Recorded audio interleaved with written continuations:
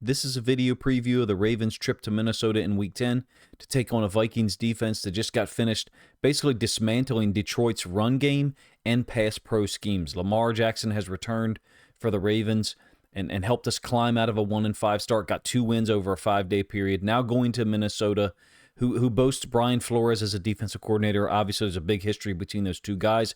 I don't believe Todd Monken has ever called plays against a Brian Flores defense. I could be wrong there, but I know he certainly hasn't done so since his time in Baltimore. My point for bringing that up is what I saw or what I witnessed happen last week, which was basically Flores and his defensive staff identifying a weakness in the Lions' pass pro schemes and perhaps their run game, and then just basically taking it apart, removing those things from Detroit's equation. It was too much for Jared Goff and company to overcome. I don't think necessarily that that's going to happen to the Ravens this week. Lamar is playing at such a high level that he executes things and essentially just doesn't miss things, or it's very rare. In my opinion, I think Brian Flores may still try to recreate something similar to that 2021 strategy because there's a couple of parallels that remain. Number one, you want to get the football out of Lamar Jackson's hands, make someone else make plays. And number two, we come into this game in a somewhat similar situation as that Thursday Night Football loss in 2021 with an average to below average offensive line. I think this one play that I witnessed and recorded from last season in Detroit's win over the Vikings in Week 18, I think it was 31-9 differential, so of course things worked out in Detroit's favor. I thought Jared Goff and Ben Johnson had a great idea or concept of how to attack Brian Flores' defensive structure, but I still think this gets to the idea of the chaos that he wants to present pre-snap. I think Jared Goff and the defense for the Vikings here are just playing chess against one another. I don't think Goff was actually intending to snap this football at any point in time over the first 7 to 9 seconds of the film, but it just gives you an idea of how much these guys move around, number one, and try to present basically a moving target on every snap possible. This is a third down. They're going to motion St. Brown across the field. Some type of check by these two linebackers who are two of the most versatile and underrated guys, along with Eric Wilson, who's returned to Minnesota and playing really well. Keep track of who these players are. So this is Murphy, the corner, two of their safeties, one of which is up near the line of scrimmage, but at the beginning of the play, one of those safeties was lined up deep. They've now moved, almost alternated him or switched him with Murphy, the corner, who was initially lined up over the bunch. There's a lot going on and a lot to process for not just your quarterback, but also your offensive line. This is the part that scares me. I think it's always been troublesome when dealing with the stick split zero stuff, and that's a defensive tackle or inside linebacker dropping out. It is a completion to Tim Patrick across the field on a low drag. Like I said, it's like a 3rd and 12. They do get a conversion, in fact, after this on a 4th down.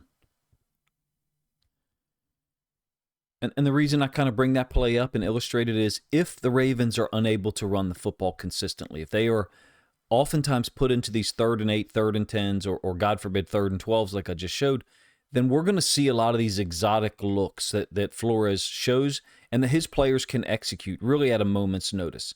This is 2024 film, obviously. Cincinnati giving you a similar look. Stick split zero, a little bit more quintessential version of it where you've got 4 DBs lined up over the receivers and or tight ends and what looks like man-to-man. What Monken did last year to destroy this look was a backside drag, oftentimes by Rashad Bateman. This one happens to be for a touchdown. There's a long way to go for CTB, the backside corner, in chasing this, number one. Number two, in a lot of these stick split zero iterations, these guys are taught to stare at the quarterback and see where he looks first. There's a potential for a 7-man rush, as illustrated by all those arrows in the middle. We know that oftentimes all of those guys are not going to blitz. It wasn't Brian Flores who was the first person to use this against the Ravens. In fact, in 2021, it was the Cincinnati Bengals under Lou Anarumo. You can see the dynamic that I kind of talked about a little bit earlier, the two droppers, and one of them is a defensive end, Hubbard, and the other is an inside linebacker, I think Logan Wilson, who's obviously since moved on.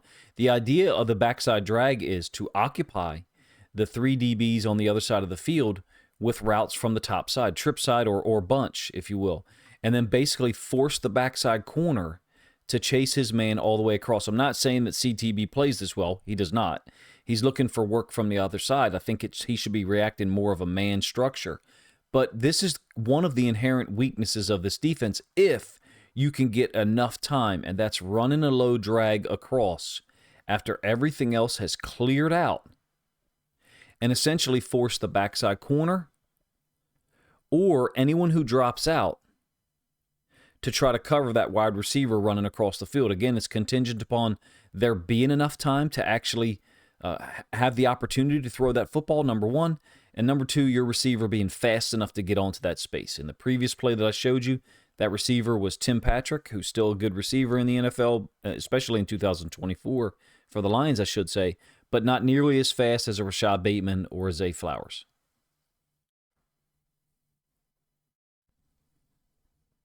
Let's get into the film of some of the things that the Vikings did last week they perhaps may not show against the Ravens. I wonder if this was situation or opponent specific, meaning they wanted to attack Jahmyr Gibbs. They also did blitz against David Montgomery when he was in the game as well.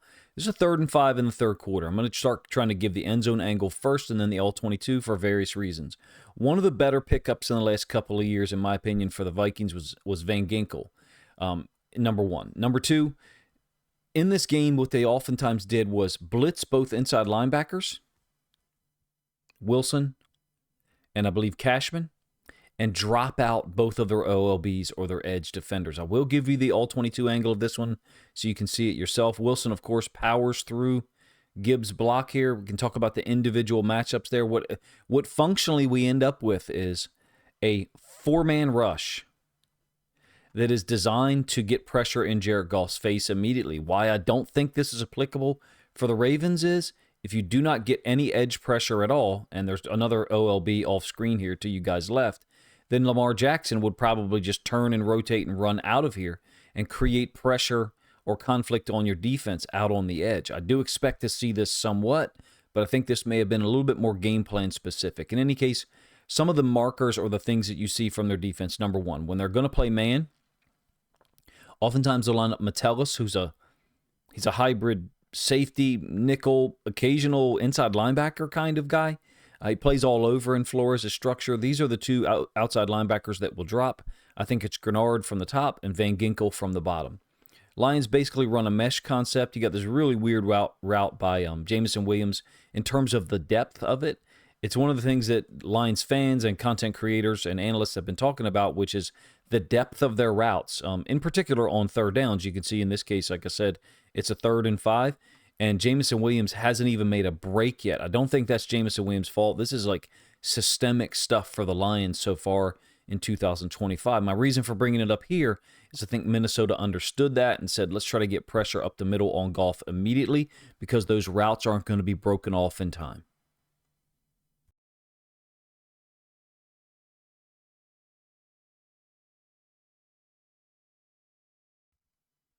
I don't pretend to be an expert on the Flores defense, but what I think I can recognize is this. When he finds something that works, he's going to stay with it until you show an answer that is consistent. Until you show something you can execute against a particular look, that's what he's going to roll with. Think back to the 2021 game in Miami, right?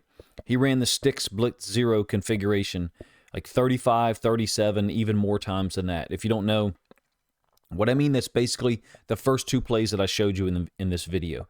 The short completion of Tim Patrick on the 3rd and 12 by the Lions from last year's game in Week 18, and then the touchdown to Rashad Bateman from Lamar Jackson against the Cincinnati Bengals in 2024 as well. It got so interesting last week to watch not just the progression of it, but how Flores tried to accomplish some of the things he did against Detroit's pass pro. Again, the answers may not be the same this week by the Vikings or the things that they try to give the Ravens offensive line, but I think it's game plan specific. So I have no doubt that this week they will have identified some things they want to attack. In this case against Detroit, oftentimes this guy, Ivan Pace, number 0, who's a really good blitzer, not as balanced in terms of run-pass defense as some of the other inside linebackers they've got, in particular Eric Wilson and Blake Cashman.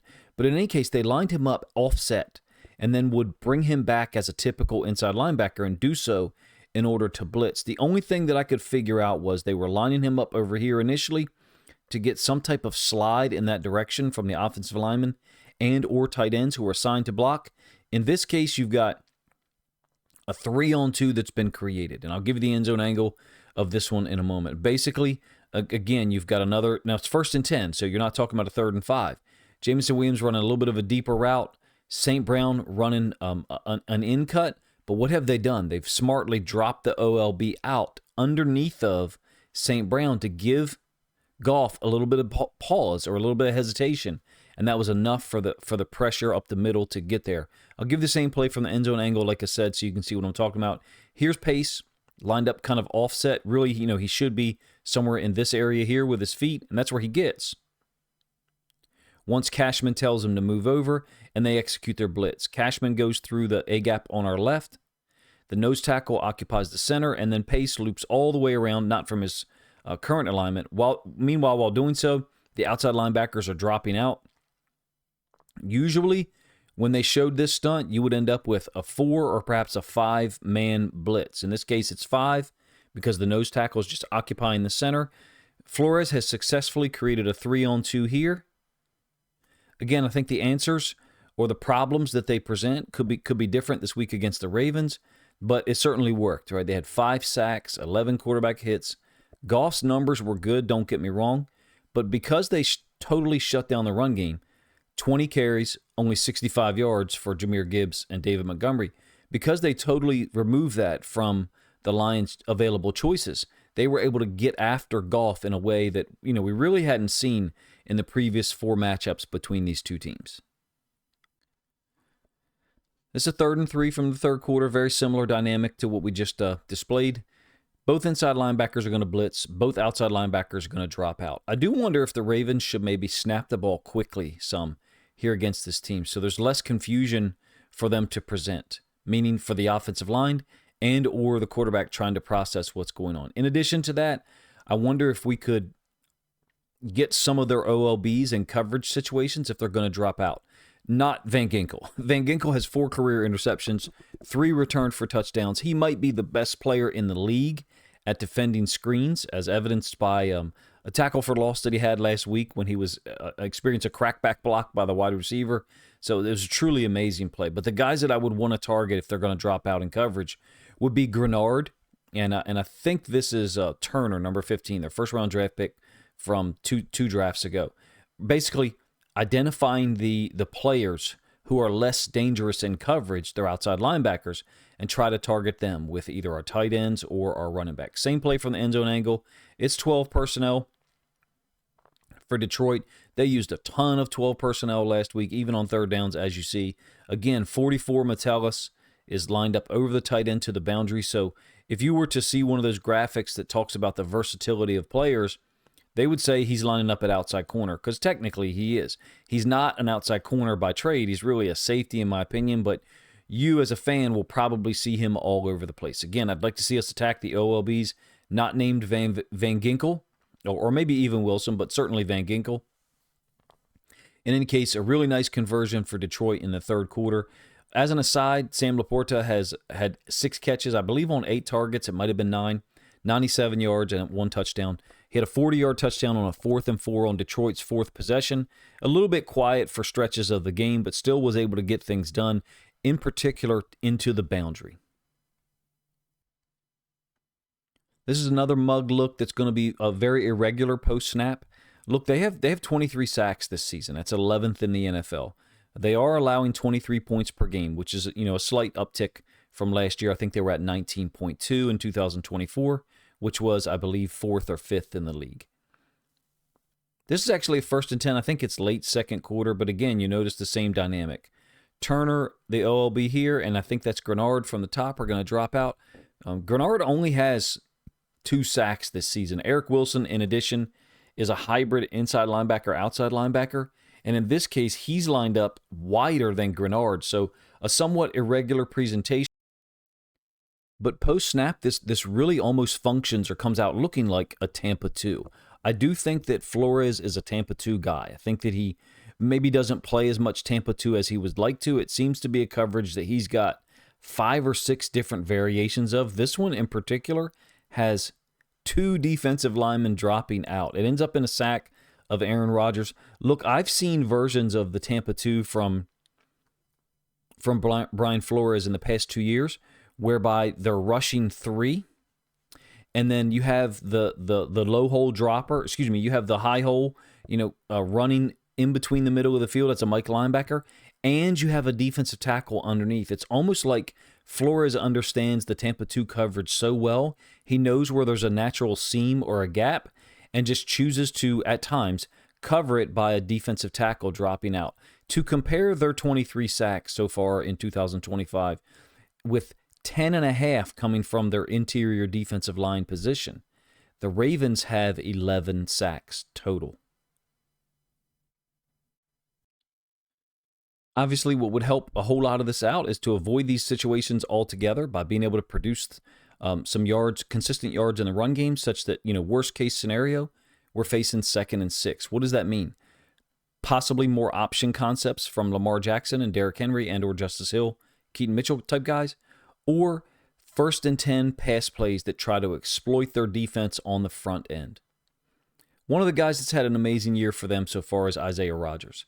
And I'll briefly talk about him. I did a video of him about a month ago. I think his 2025 season has been sublime from a coverage standpoint, but also the playmaking ability. He had two defensive touchdowns here against the Bengals. By the way, they're dropping both outside linebackers out one more time. I suspect that Flores has decided to do stuff like this a little bit more often for whatever the reason is. Meaning, I think that he's dropping OLBs out more than perhaps you've seen ever before by his defense. And the only stat that I have to attribute that to is that Grenard, who had 12 sacks in 2024, only has 2 so far. This is an unbelievable strip, excuse me, by Isaiah Rodgers. I don't have the end zone angle for whatever reason right now, but you can see he kind of slaps down on the football. He just had a magic touch during this game. Actually has a block kick against the Steelers as well, having a spectacular year, in my opinion. They've got other good corners. I'm not saying, he's not the only one. Now, as an aside, they've only forced 9 turnovers this season. I say only. The Ravens have 7. But last year, Minnesota forced 33 turnovers. They're an attacking unit. Flores and his staff clearly coached them to go after the football and coached them well in terms of forcing fumbles, interceptions, strip sacks. And again, I think that's just reason number 3, 4, and possibly 5 to try to avoid as many of these 3rd and long, obvious passing situations as possible. I don't think their defense has been playing up to the standard of the 2024 group or what Flores expects of his group, but you saw last week against Detroit a kind of return to normalcy for them, meaning stopping or slowing down the run, attacking the pass game, attacking the quarterback, I should say, and the pass pro schemes as obviously as possible at times, and then just relying on the DBs in coverage to hold up for maybe a shorter amount of time because they're able to get such consistent pressure on the quarterback. How that relates to Lamar Jackson, in my opinion, could be as simple as this. We want to get the ball out of his hands and force someone else to beat us. This is a 3rd and 8 against the Bengals into the second quarter. When we talk about Rodgers, not just his ability to turn the football over, but stand up in man-to-man coverage. We know how good Murphy is. Rodgers is a former Philadelphia Eagle, playing really well in Minnesota, I think his first season there. This one's similar to the glitch blitz. Another moment where we can observe a defensive tackle or someone lined up on the interior dropping out post-snap. Sometimes these are predetermined. When I say predetermined, I'm talking about this defensive lineman dropping out here, and sometimes they're not. Sometimes it can be predicated on a read. So basically, if the guard steps to you, then you drop out. Whereas if the guard steps downhill to take the interior rusher, then you rush through that B gap. And then the same exact read could function to the next player to the outside.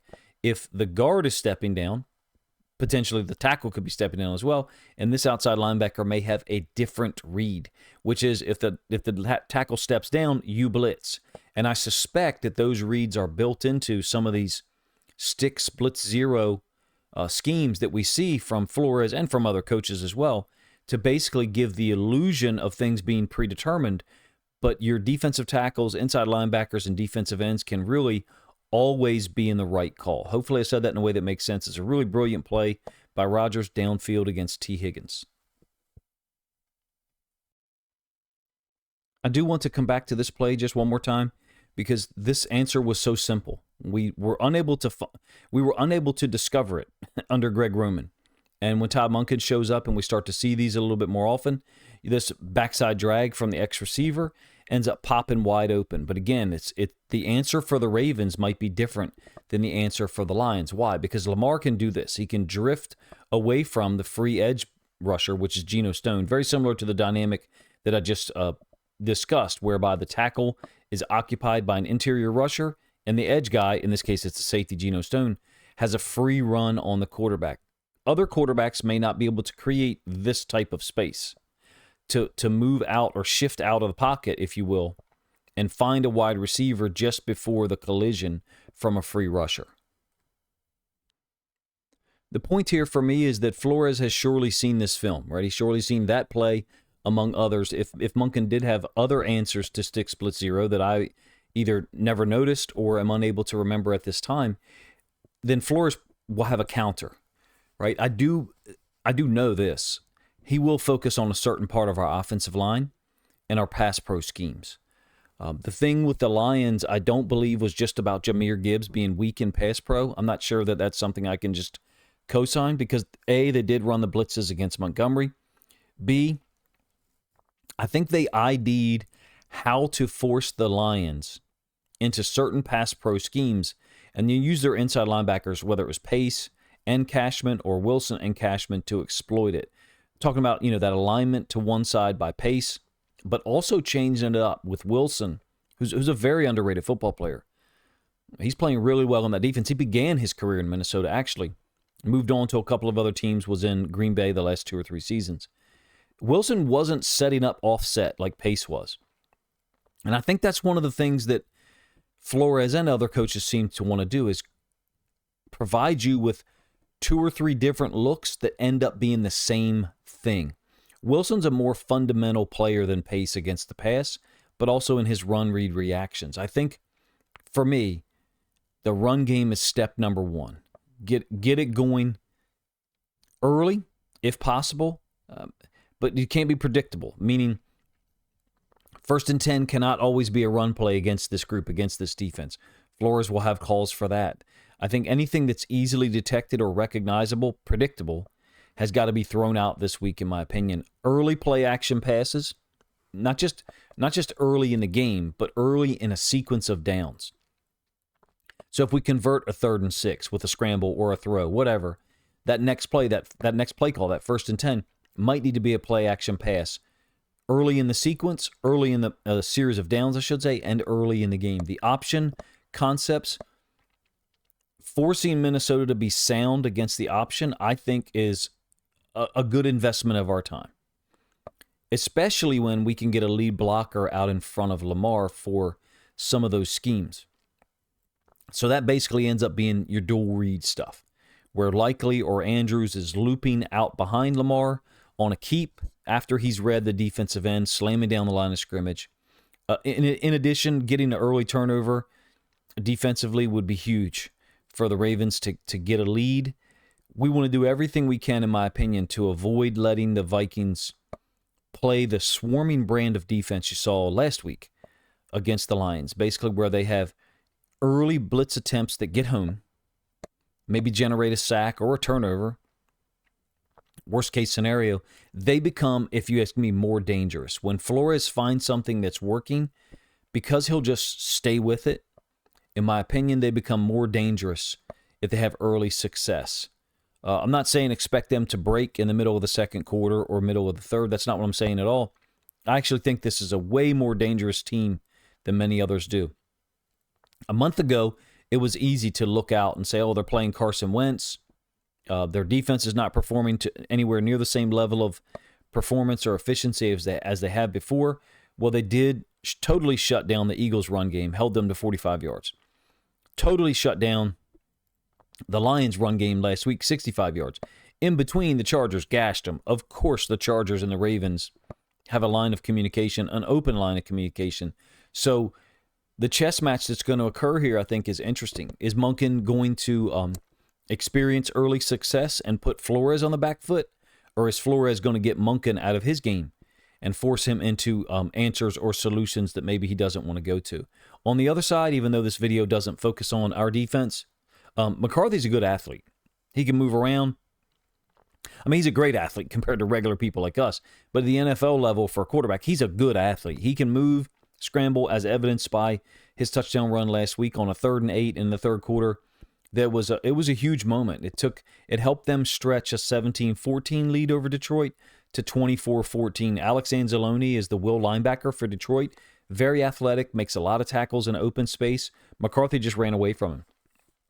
If they can force turnovers and their offense isn't put in predictable pass situations, then this Viking team becomes, a real pain to deal with. Again, they remind me of the Steelers in that they want to get pressure by whatever means necessary to force you and your quarterback into decisions on their timeline, meaning not just on a play-by-play basis. So early in the play, force you to make a decision as the quarterback, but even on 2nd and 10. If you've been unable to run the ball successfully or thrown an incomplete pass on 1st and 10, then Flores, in some cases, actually treats 2nd and 10 like it's 3rd and 6. Hopefully I set that up in a way that makes sense. So I think you'll see the conflict that we have, myself included. Advocating for early down play actions has a risk. A 2nd and 10 after an incompletion or a 2nd and 13 after a sack. Now functionally you're into Flores' 3rd down stuff where he's giving your offensive line, your running backs, and your quarterback a whole bunch of different looks because he's going to bring pressure.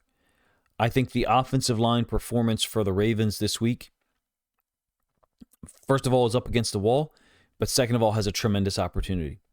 Now, for people like myself who've been extremely critical of our offensive line building or personnel and willingness to stay with guys who just are not succeeding, if they can come out this week and run the ball well against this defense and then control them in pass protection enough such that Lamar is clean, doesn't have to scramble around and play hero mode.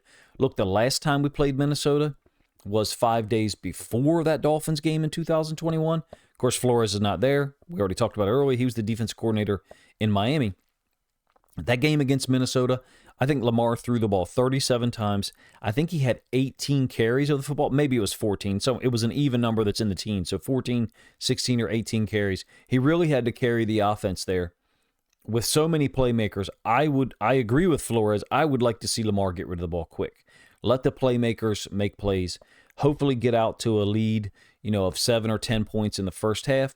I could see the Ravens, if they don't turn the football over and they can run the ball well, winning this one 27-17, maybe even 30-17 if we were able to get points, if we choose to take points later in the game. It could obviously flip 27-24 in Minnesota's favor if they shut down our run game completely, just like they did last week against Detroit, and then they get pressure on Lamar, forcing him to escape often, maybe throw balls away or unfortunately perhaps throw an interception. If they're able to swarm us early, I could certainly see Minnesota getting out to a lead. One thing that hurts them a little bit is that Aaron Jones is questionable. He's missed 4 games so far this season. Their leading running back in terms of production actually is Jordan Mason. He's got, I think, 420 yards, 4 touchdowns. He wasn't as effective last week against the Lions. I think Jones had 78 yards on 9 carries. That's a crucial element here. It always is, right? Stopping or slowing down the run game and not allowing big plays. In my opinion, this is a unique threat. Drastically different than the Dolphins and the Bears defenses. More along the lines of like the Browns. The only difference is with Cleveland and Jim Schwartz in charge up there, you know what you're going to get coverage-wise. You're going to get a lot of man-free, and they're going to let their defensive linemen attack. This is a different game, a different dynamic, in that Flores, has the ability to show 6 or 8 or 7 different defensive, quote, looks pre-snap, but it'll end up being the same thing post-snap, or he can do things the other way.